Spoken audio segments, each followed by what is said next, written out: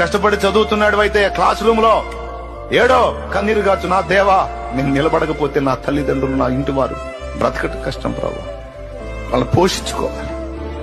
ఆత్మీయంగా నేను బాగానే ఉండాలనుకుంటున్నాను, కానీ శారీరకంగా నన్ను కని పెంచి పెద్ద చేసిన తల్లిదండ్రులు, యవనస్తురాలు ఇంకా వాళ్ళు కష్టపడుతుండే చూడలేకపోతున్నా. వాళ్ళకి అన్నం పెట్టాలని ఆశ ఉంది ప్రభు. ఏడు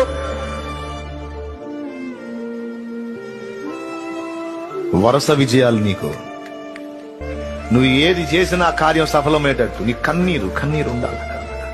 ఉద్యోగ ప్రయత్నం, ప్రభా నేను ప్రయత్నం చేస్తున్న సఫలత లేదు, నాకు పరిస్థితి యవనస్తుండయి ఉండి ఎదిగి ఇంకా ఇప్పుడు నేను నాన్న డబ్బులు అడగాలంటే నా ప్రాణానికి మనసు ఒప్పట్లేదు ప్రభు. సిగ్గుపడుతున్నాను దేవ.